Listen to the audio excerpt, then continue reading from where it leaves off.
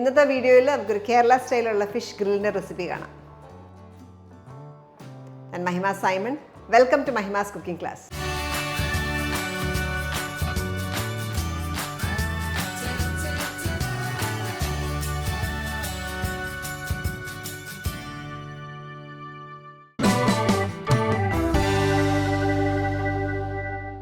Fish grill ചെയ്യാനായിട്ട് നമുക്ക് കുറച്ച് ഇൻഗ്രീഡിയൻസ് എല്ലാം കൂടെ നിറച്ചെടുക്കാം. ഞാൻ എടുത്തേക്കുന്നത് ഇന്ന് ഒരു 1/2 കിലോ പറ്റ മീനാണ്. അതിന് പകരം നമുക്ക് വെള്ളമീനോ അല്ലെങ്കിൽ കാളാഞ്ചിയോ ഒക്കെ യൂസ് ചെയ്യാം.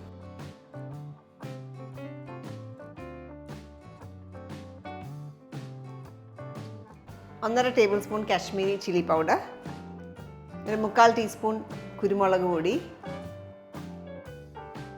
ഒരു 1/4 ടീസ്പൂൺ ഉപ്പ്, 1/2 ടീസ്പൂൺ മഞ്ഞൾപ്പൊടി, എരിവുള്ള മുളക് പൊടി ഒരു 1/2 ടീസ്പൂൺ ചേർത്തിട്ടുണ്ട്. ഇതിലേക്ക് ചെറിയൊരു കഷ്ണം ഇഞ്ചി, 2-3 ചുവന്നുള്ളി,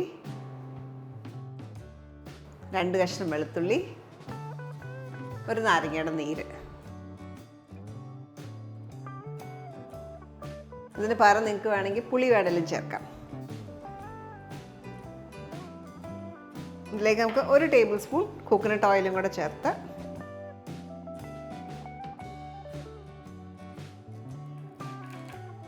രണ്ട് തണ്ട് കറിവേപ്പില ഇത്രയും ചേർത്തൊന്ന് അരച്ചെടുക്കാം.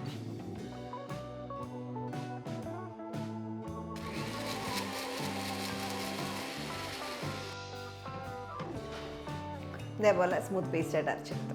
ഇത് നമുക്ക് മീനിൽ തേക്കാം. ഈ സമയത്ത് ടേസ്റ്റ് ചെയ്ത് നോക്കുക, ഉപ്പ് എരിവൊക്കെ ചെക്ക് ചെയ്ത് നോക്കുക, ആവശ്യമുണ്ടെങ്കിൽ ചേർക്കുക.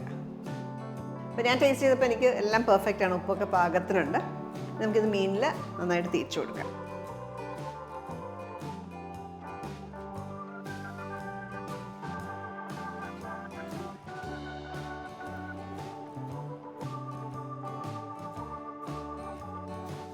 കുറച്ചകത്തേക്കും സ്പ്രെഡ് ചെയ്യുക.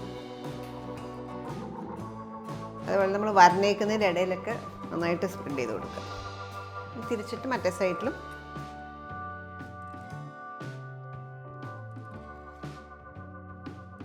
രണ്ട് സൈഡിലും നന്നായിട്ട് തേച്ചെടുക്കുക. പക്ഷേ മസാല നന്നായിട്ടുണ്ടാവണം. അപ്പോൾ നന്നായിട്ട് അരപ്പ് വരട്ടിയ ശേഷം മിനിമം ഒരു 1/2 മണിക്കൂർ മാറ്റി വെക്കുക മാരിനേഷൻ പിടിക്കാനായിട്ട്. സമയമുണ്ടെങ്കിൽ 2-3 മണിക്കൂർ ഫ്രിഡ്ജിൽ കവർ ചെയ്ത് വെക്കുക. ഞാൻ ഗ്രില്ല് ചെയ്യുന്ന ഈ ഒരു ട്രെയിലാണ്. പിന്നെ അകത്തേക്ക് നമുക്ക് ചുവന്നുള്ളി ചേർക്കാം. ഞാൻ 1/2 കപ്പ് ചുവന്നുള്ളി എടുത്തേക്കാം. 2ആയിട്ട് കട്ട് ചെയ്തിട്ടുണ്ട്. ചെറുതൊക്കെയാണെങ്കിൽ ഫുള്ളായിട്ട് ഇടുക, അല്ലെങ്കിൽ 2ആയിട്ടോ, ഇത്തിരി വലുതാണ് 3ആയിട്ടോ ഒക്കെ കട്ട് ചെയ്തിട്ട് ഇടുക. ഇതിലേക്ക് കുറച്ച് കറിവേപ്പില, കുറച്ച് വെളുത്തുള്ളി ചതച്ചിടണം, ഒരു 8 കഷ്ണം വെളുത്തുള്ളി,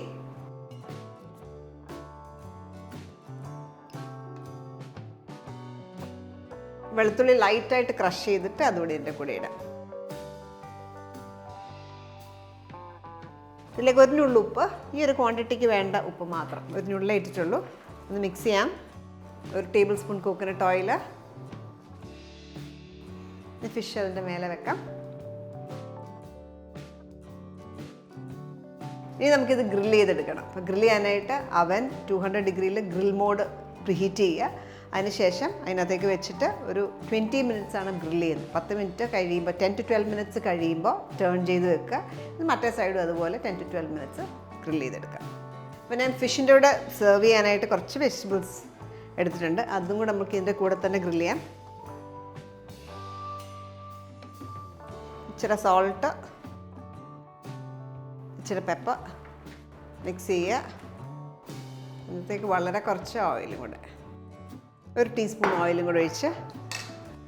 നമ്മൾ നാടൻ ഒരു സ്റ്റൈലുള്ളൊരു ഗ്രില്ലാണ്, നമ്മുടെ കേരള ഫ്ലേവേഴ്സൊക്കെ കൊടുത്തോണ്ടുള്ളൊരു ഗ്രിൽ.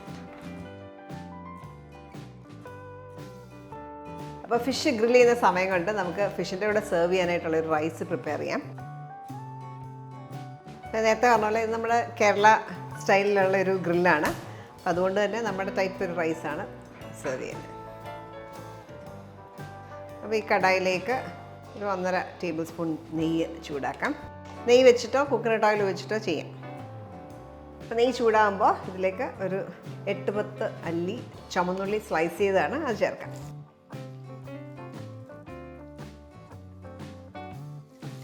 നന്നായിട്ട് മൂപ്പിച്ചെടുക്കുക.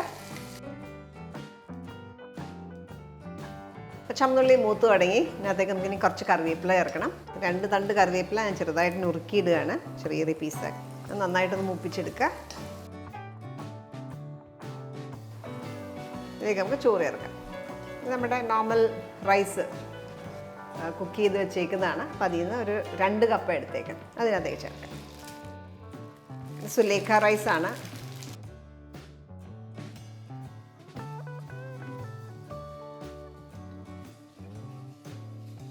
കാൽ ടീസ്പൂൺ ഉപ്പ് ചേർക്കാം. നമ്മുടെ റൈസും റെഡിയാണ്. ഇതൊരു ബോളിലേക്ക് ആക്കാം.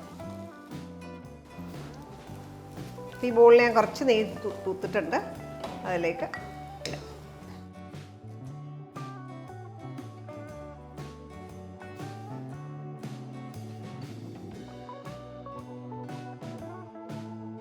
അപ്പോൾ ഫിഷ് അവനിൽ നിന്ന് ഗ്രില്ല് ചെയ്തെടുത്തു. നമുക്കിത് പ്ലേറ്റ് ചെയ്യാം. ഇതൊരു ഫുൾ മീലായിട്ട് നമുക്ക് സെർവ് ചെയ്യാവുന്നതാണ്. ആദ്യം റൈസ് വെക്കാം.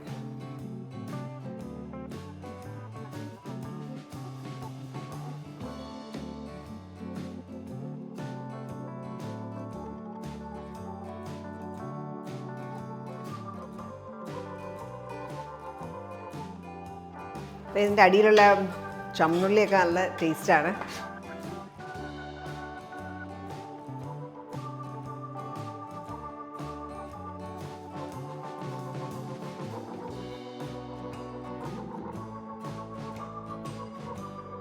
നമ്മൾ ഇന്ന് ഉണ്ടാക്കിയിരിക്കുന്ന ഈ ഗ്രിൽ ഫിഷ് നിങ്ങൾക്കൊരു ഫുൾ മീലായിട്ട് സെർവ് ചെയ്യാം. അപ്പോൾ നിങ്ങൾക്ക് ലഞ്ചായിട്ടോ ഡിന്നറായിട്ടോ ഒക്കെ സെർവ് ചെയ്യാൻ നല്ലൊരു ഓപ്ഷനാണ്. അപ്പോൾ ഈ ഒരു രീതിയിൽ ഇത്രയും സമയത്തിൽ ഇപ്പോൾ എപ്പോഴും മീൻ കുക്കായ നമ്മൾ നോക്കുന്ന എപ്പോഴും ഏറ്റവും വണ്ണമുള്ള പോർഷൻ ഒന്ന് വിടിവിക്കുമ്പോൾ ആ ബോണയിൽ നിന്ന് ഈസി ആയിട്ട് വിട്ട് വരുന്നതാണ് അതിൻ്റെ പരുവം. ഇത് കണ്ട നല്ല പെർഫെക്റ്റായിട്ട് കിട്ടി. ഇപ്പോൾ ബോണിൽ നിന്ന് വിട്ട് ഇതേപോലെ വരുമ്പോൾ അത് പെർഫെക്റ്റ്ലി ഇടാന്നുള്ളതാണ്. അപ്പോൾ ഈ ഒരു റെസിപ്പി നിങ്ങൾ ട്രൈ ചെയ്ത് നോക്കുക. അടുത്ത വീഡിയോയിലൊക്കെ വീണ്ടും കാണാം. Thank you for watching Mahima's cooking class.